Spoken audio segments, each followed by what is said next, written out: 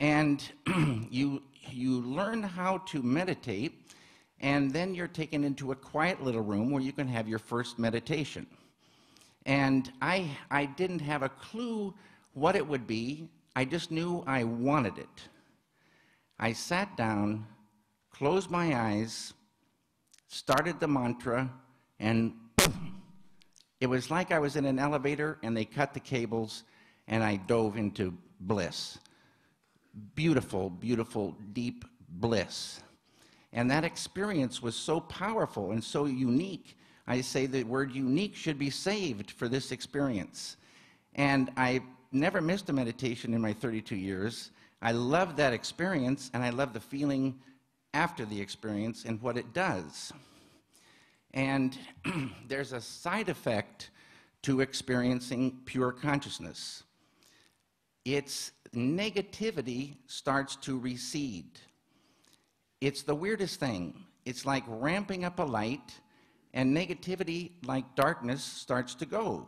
And I had a big anger in me, and I was taking it out on my first wife, and I had fears and anxieties, I'll tell you, before I started. And 2 weeks after I started meditating, my wife came to me and said, "What's going on?" And I was quiet for a moment because it could have been any number of things she might have been referring to. So finally I said, "What do you mean?" And she said, "This anger, where did it go?" And she had noticed it. I didn't even know that it was lifting. It's a beautiful, beautiful thing.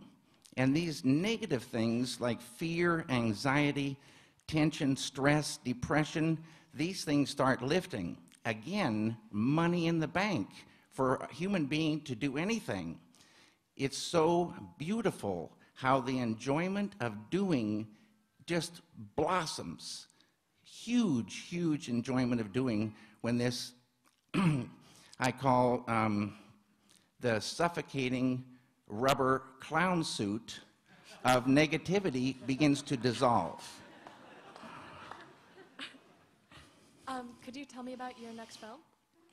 I'm working on a film called Inland Empire, and I'm in the editing stage right now. I got to get some water.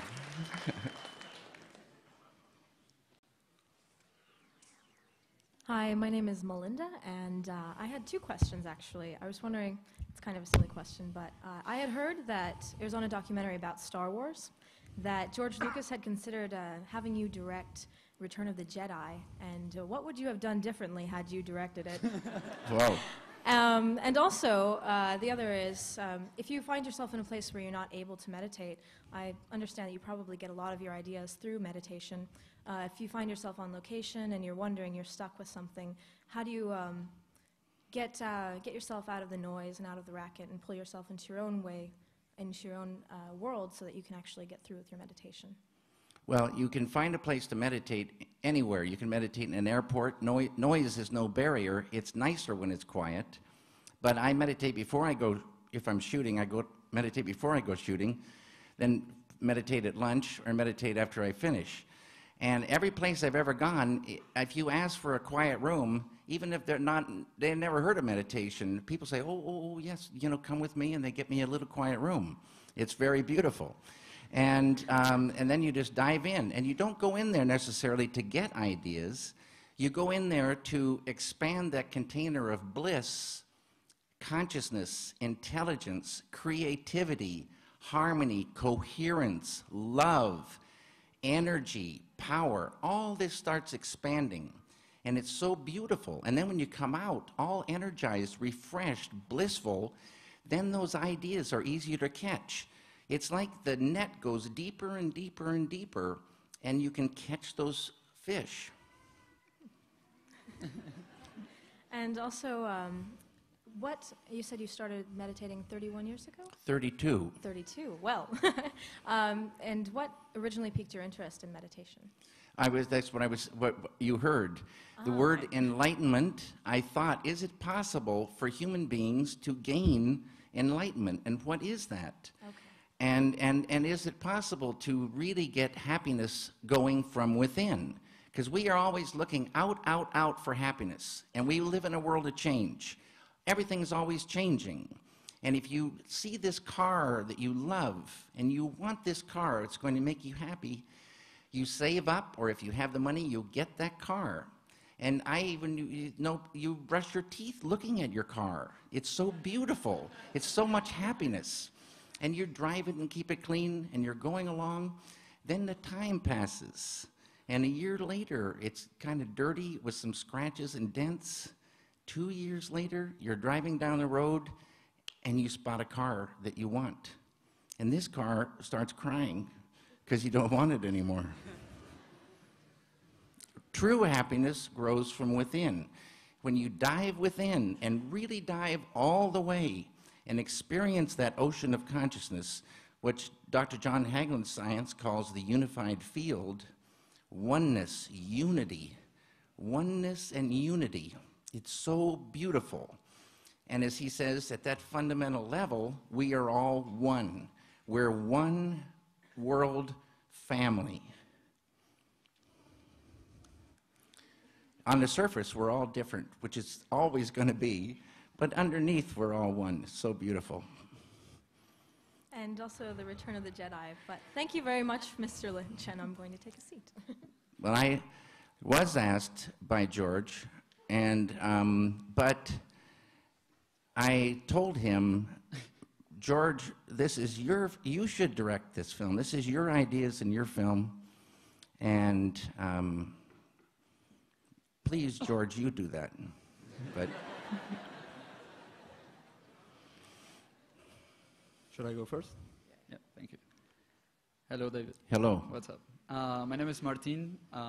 What is your name, Martin? Martin. Yeah, I'm a young Argentinian filmmaker, and I have 2 questions, if it's possible. One, it's about a film that I'm doing, and it's more about a personal situation. Where I came first to this country, the first reaction that I have was that people was calling me like ADD and bipolar, and I'm not that crazy. I swear. Well, maybe.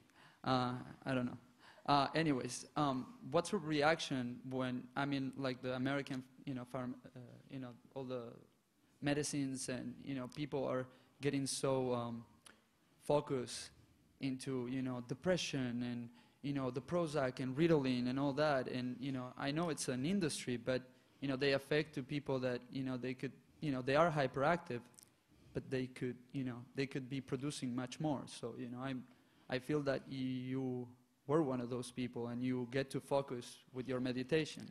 I found my ways, This is a very good question, and I think what you'll hear from Dr. John Hagelin will give much more of an answer than I can give, except that there's lots of studies going on right this very minute of what meditation does to these so-called disorders, and how people are benefiting so greatly from it without drugs. So, and then we have Dr. Fred Travis, who can speak about that as well. Yeah, and I have a second question. It was about your film, The Straight Story.